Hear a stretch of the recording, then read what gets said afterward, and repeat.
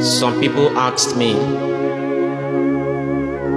why I became passionate about the Friends of Indigent Priest Foundation.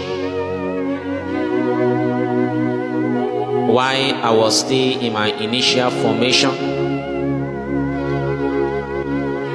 I was the community driver. The community has no hired drivers, and I started driving at my very young age. And while I was admitted in the seminary, I was already very good at driving, and I was in that department. And while I was there, right from my postulancy, I began to drive.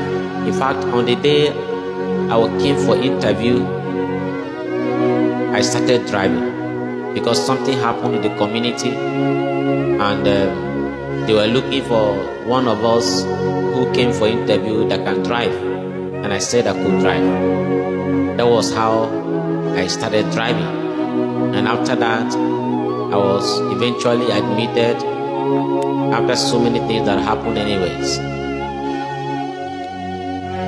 But after admission, I drove in the seminary all my years. About 11 years or 10 or 11 years I was driving up to my ordination. Even after I was ordained deacon, I was still driving. Now, in the course of this function, I traveled a lot. I've traveled with my superiors, with elderly priests with key offices, and we visited parishes and apostolates in so many places all those years at different times. And while we traveled, I was not a talking type. I would just be silent unless the authority wants to share anything with me on their own. And I heard a lot of things. I visited those places, and I also saw a lot of things. And I saw how many priests were going through a lot of difficulties. I nearly gave up. I nearly did not continue. I would say to myself some nights when I come back tired, I would say, is that how my priesthood is also going to be? Assistants sometimes fighting with parish priests not giving their assistant good care, a young priest being in difficulty. I saw in those days why some priests go astray, why some are being trapped by those who give them help. And after my ordination, I have an encounter with the Friends of Indigent Priests, and I began to be passionate about it. Why? Because I have seen the pains that many priests are going through that people don't even know about it. You see, some of these priests, even the bishops, don't know that they are going through those difficulties and pain. Sometimes the superiors don't even know, the provincials, they don't even know that those priests are going through those difficulties. And sometimes too, these priests, they will speak up to superiors, provincials, sometimes they speak up to bishops, but the work is so much. The priests are so many, and many a times these congregations, they don't have enough funds to take care of these priests. They think that, okay, they are now ordained, they should be of help, and they should rather give back to the congregation. And many times these priests are in pain, and sometimes they also develop hatred for the congregation because they think that maybe the congregation don't want to help them. But many a times the superiors' hands are also tied. They don't know what to do. I became passionate about these Friends of Indigent Priests.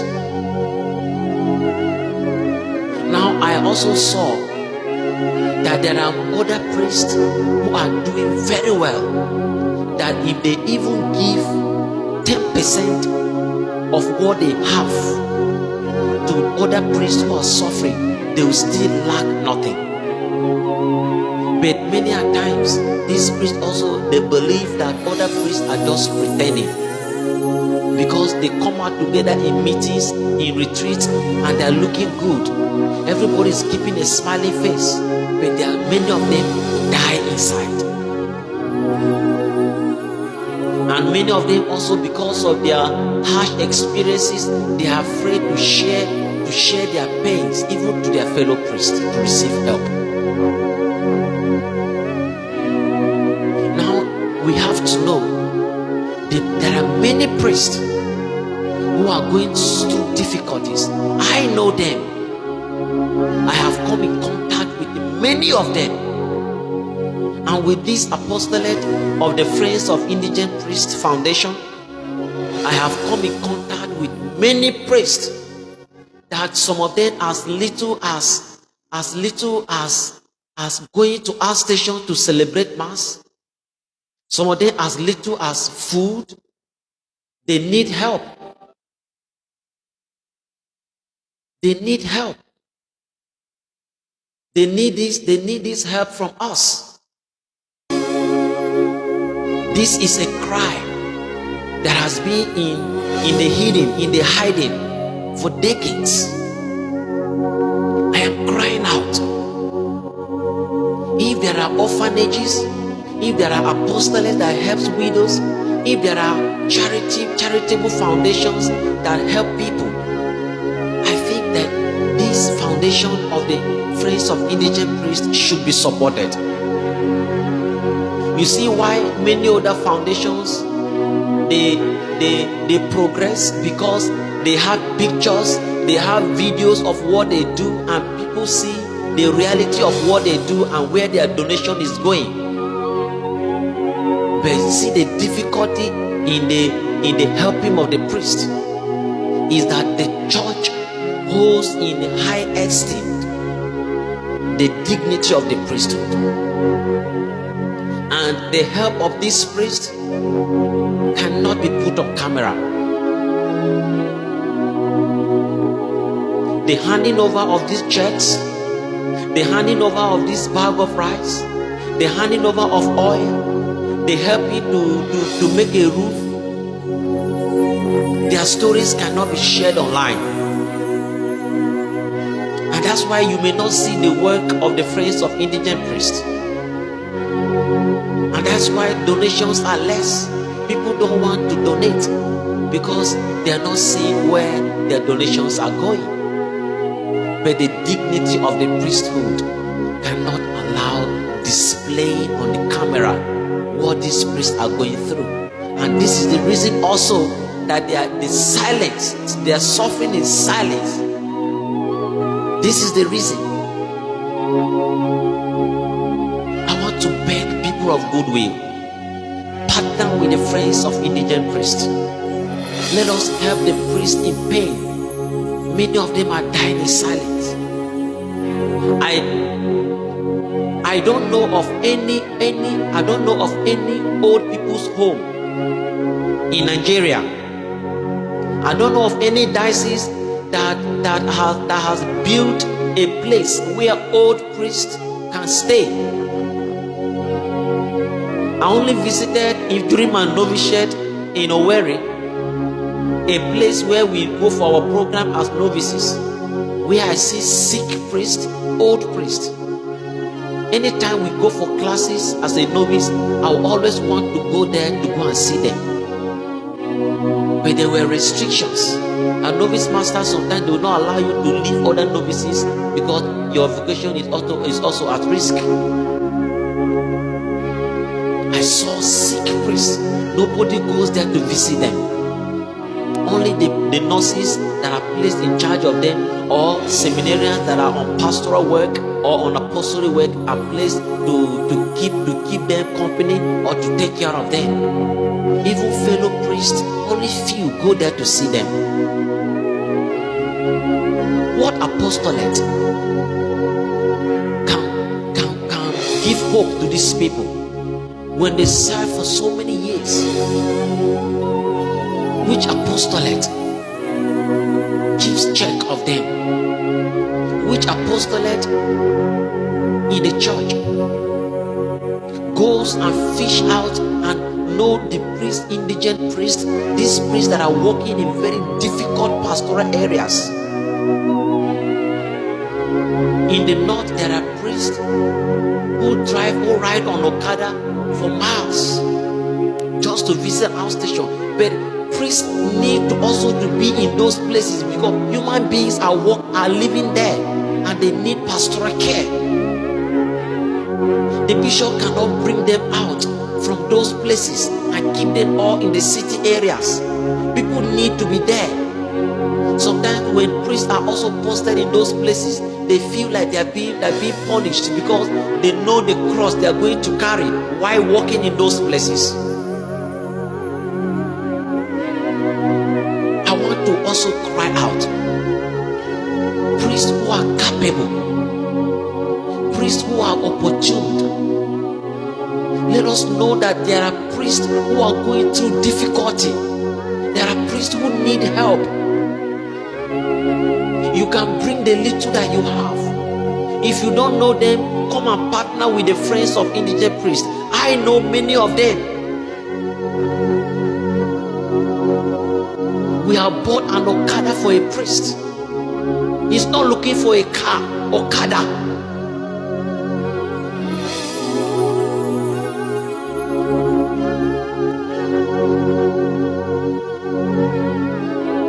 Many of them are going through difficulties. Please let our hearts be touched with compassion. Fellow priests who are more opportune, be compassionate. Feel the pains of other brothers.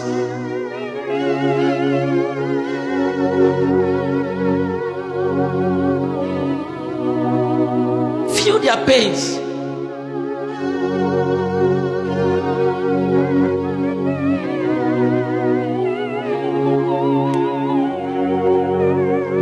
Let us not be deceived by the smiles that many priests put on the altar.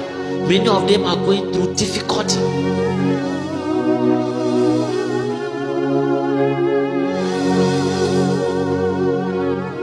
I am not going through such difficulty, but I have seen the reality of their pains. Many priests from many congregations, they have become so bittered about their congregations. They are at war with their superiors and provincials because they feel that they are not properly taken care of. But sometimes the hands of these superiors are also tied. There are many things on their desk. They cannot be able to help all of them. Many bishops, they have these plans in mind, but the resources are less. I am also crying out. Let dioceses that are richer than others come to the aid of other dioceses. It is possible. I don't want to mention names, but there are dioceses that are better than other dioceses. But all the bishops come together and all of them smile together, but things are not right. Many priests that get into scandal and we broadcast it.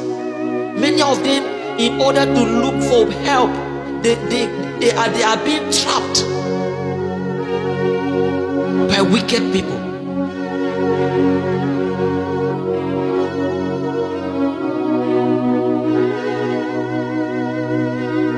I am begging every man and woman of goodwill.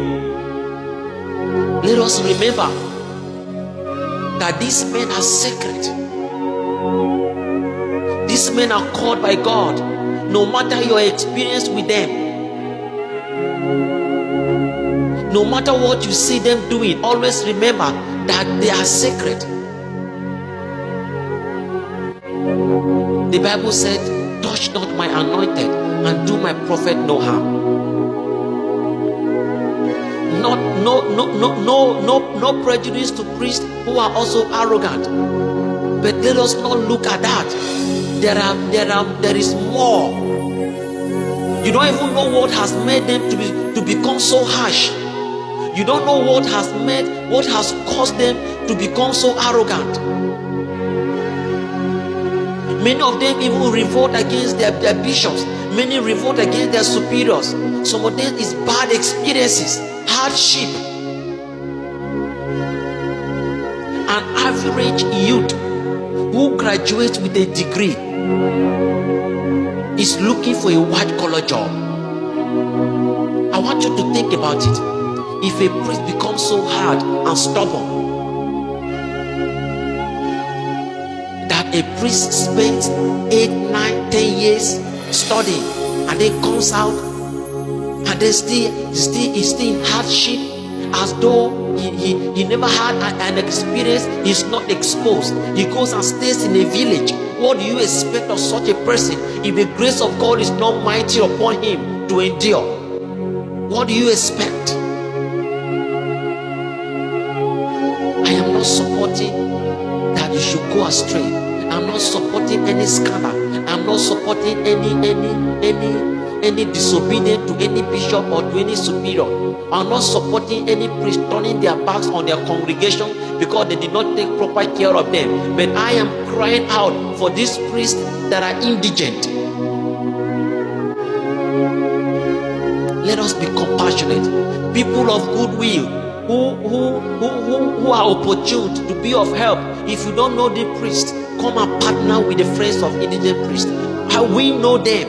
We know many of them, and many they have started hearing about this apostolate. Many of them are calling and writing, asking for help, but we cannot help them because the resources are less. People want to see pictures and videos, but we cannot do it. We cannot put them on camera. I'm calling on priests who are more opportune than others. Please help your brothers. Find them out.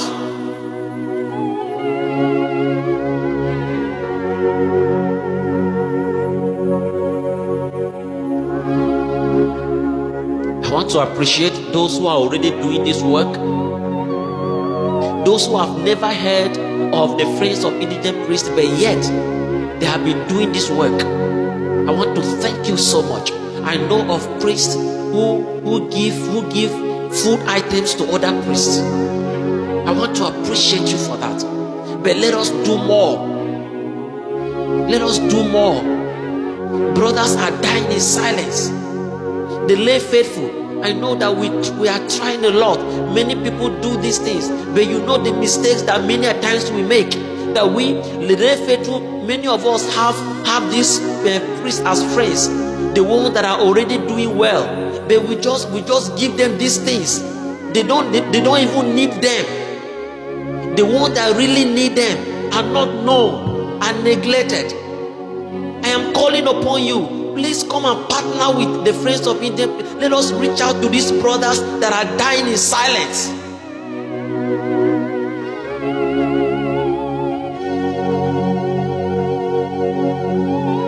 Thank you so much for your understanding. Thank you for those who have been helping and coming to the aid of it. No matter how little help that you have given, may God bless you. Thank you so much, and I will continue to pray for you and to pray for all the priests who are going through challenges. If you come across my video, know that you are not forgotten. God has called you, and don't give up. No matter where you are walking, it is Christ that you are serving. And whether you die there in want and in need, in sickness, know that it is Christ that has called you. Don't give up. Keep guarding the flock. Keep guarding the flock, giving them hope, strengthening their faith by that smiling face that you keep. Let nothing stop you from leading them, from staying in the mission that Christ has called you. Thank you so much. God bless you.